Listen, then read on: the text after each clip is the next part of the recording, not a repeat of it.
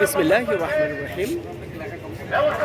সম্মানিত দর্শক ভিউয়ার্স, বিশেষ করে বাংলাদেশের যে শ্রম মন্ত্রণালয় এবং শ্রমিক কর্মচারীদের স্বার্থ যারা বাংলাদেশে দেখে থাকেন, সেই কর্মকর্তা এবং যথাযথ কর্তৃপক্ষের দৃষ্টি আকর্ষণ করছি। এটি বেক্সিমকো ফার্মাসিউটিক্যালস লিমিটেড এর ফ্যাক্টরি। এটা অবস্থিত টঙ্গী কাঁঠালদিয়া। এখানে কর্মকর্তারা একসাথে জড়ো হয়েছেন। তাদের উদ্দেশ্য কি? তারা আজকে রেকর্ড বহন করছেন। একটু আসবেন। আমরা এখানে দেখব যে এখানে কি লেখা আছে। আপনারা আমাদের সাথেই থাকুন। দুর্বৃত্তদের ভীতি প্রদর্শনের বিরুদ্ধে প্রশাসনের হস্তক্ষেপ চাই। আমরা একজন কর্মকর্তার সাথে আমরা কথা বলবো। আমরা কেন তাদের এই আন্দোলনটা। ভাই, এক্সকিউজ মি, সালামু আলাইকুম। একটু যদি থাকবেন প্লিজ। সম্মানিত দর্শক ভিউয়ার্স, দেশে ও বিদেশে থাকা আমাদের শুভাকাঙ্ক্ষী এবং বাংলাদেশের কর্ণধার যারা ফ্যাক্টরিতে শ্রমিক কর্মচারীদের স্বার্থ দেখভাল করেন, আজকে বাংলাদেশের একটা স্বনামধন্য প্রতিষ্ঠান, ঔষধ প্রস্তুতকারী প্রতিষ্ঠান, যেটা দেশে বিদেশে দীর্ঘদিন যাবৎ সুনামের সহিত তাদের প্রোডাকশন অব্যাহত রেখেছে।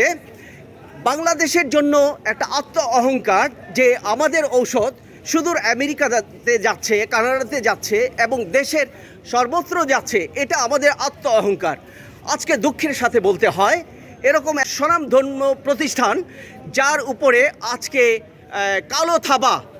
কালো ছায়া এসে ভর করেছে। সেটা কি?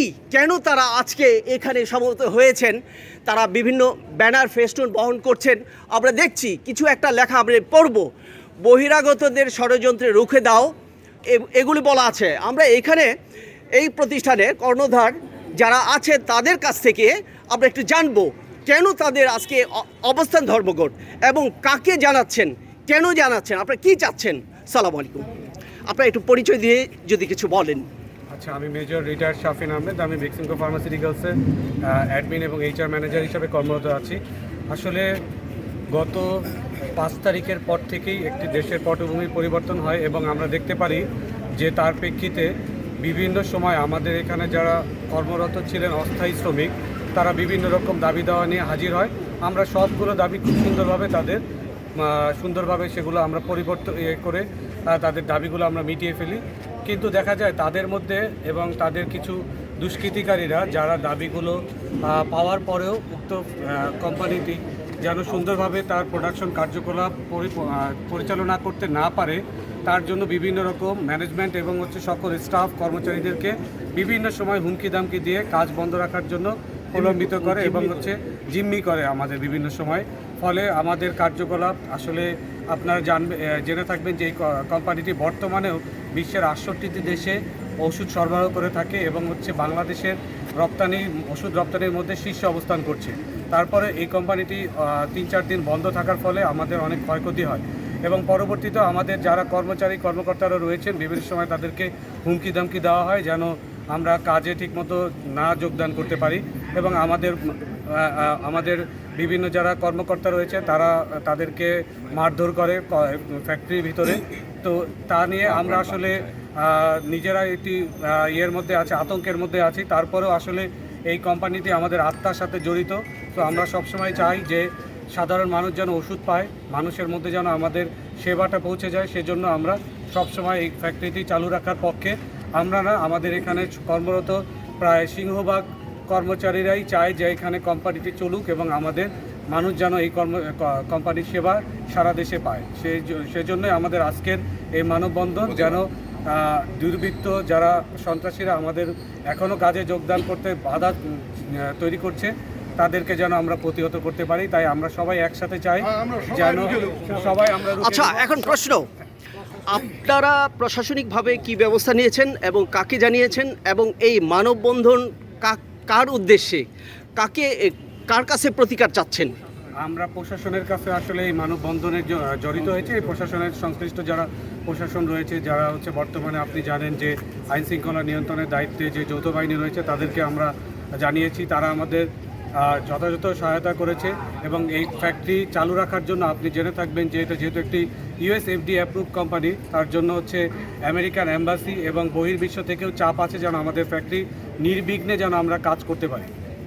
আচ্ছা, এখন এই যে অনেকে বলে যে মালিকানার বিষয়টা, এই যে প্রতিষ্ঠানের এর মালিক কারা? আসলে সত্যি কথা বলতে এই প্রতিষ্ঠানের মালিকানা হচ্ছে জনগণের। এটা কি পাবলিক লিমিটেড কোম্পানি। 86% শেয়ারের মালিক হচ্ছে জনগণ। আর হচ্ছে আপনার এর মধ্যে আপনারা জেনে থাকবেন যে 31% শেয়ার হচ্ছে বিদেশি মালিকানা।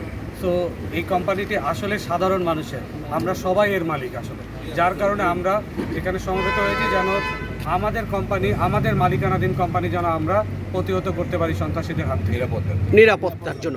আচ্ছা, বিদেশে যেটা বললেন এটা কি স্টক এক্সচেঞ্জে কোনো, এটা কোথায়? জি, লন্ডন স্টক এক্সচেঞ্জে। ধন্যবাদ। আমরা জানলাম যে এটা বাংলাদেশের সুনামধন্য একটা প্রতিষ্ঠান, যেখানে শতকরা 85%-এর উপরে মালিকানা সাধারণ জনগণের হাতে ন্যস্ত। এরকম একটা প্রতিষ্ঠানে অগণিত হাজার হাজার মানুষ কর্মী এখানে কাজ করছেন। এদের এগেনস্টে অনেক অনেক যে পোষ্য এবং যে আছেন তাদের জীবন জীবিকা এখান থেকে নির্বাহ হচ্ছে। সর্বোপরি বাংলাদেশের স্বনামধন্য প্রতিষ্ঠান হিসাবে বেক্সিমকো ফার্মাসিউটিক্যালস ইতিমধ্যে সুনাম অব্যাহত রেখেছে এবং আমরা জানতে পেরেছি যে প্রশাসনের নিকট থেকে যে আপনারা একদিনও প্রতিষ্ঠান বন্ধ রাখবেন না, কেননা তাতে করে লোকাল বাজারে হিউজ ক্রাউড সৃষ্টি হবে এবং ওষুধের ঘাটতি সৃষ্টি হবে। যেহেতু তারা আমাদেরকে এরকম একটা প্রতিশ্রুতি দিয়েছেন যে প্রোডাকশন কোনো অবস্থায় বন্ধ হবে না, তো সেই অবস্থায় এখানে শ্রমিক যারা আছেন, কর্মকর্তা কর্মচারী এবং এখানে সংশ্লিষ্ট যারা আছেন তাদের সাথে কথা বলে জানা গেল যে রাস্তায় আসার সময়ও তারা প্রতিবন্ধকতার সৃষ্টি হচ্ছে এবং হুমকি ধামকির শিকার হচ্ছে।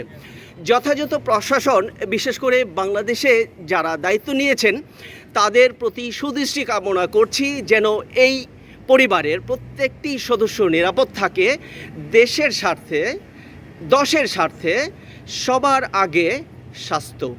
দুনিয়ার মজদুর দুনিয়ার মজদুর দুনিয়ার মজদুর তুমি কে আমি কে তুমি কে আমি কে সন্ত্রাসের কালো হাত সন্ত্রাসের কালো হাত ষড়যন্ত্রের কালো হাত দুনিয়ার মজদুর দুনিয়ার মজদুর তুমি কে আমি কে তুমি কে আমি কে সন্ত্রাসের কালো হাত। আপনাদের সবার প্রতি অনেক শুভকামনা।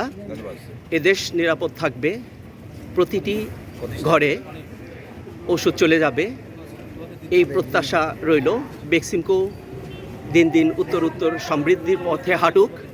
সরকার এবং যথাযথ কর্তৃপক্ষ প্রোডাকশন নিরবিচ্ছিন্ন করার জন্য যা যা করা দরকার এটা করবেন বলে আমরা আশা করি। ধন্যবাদ সাথে থাকার জন্য। আসসালামু আলাইকুম।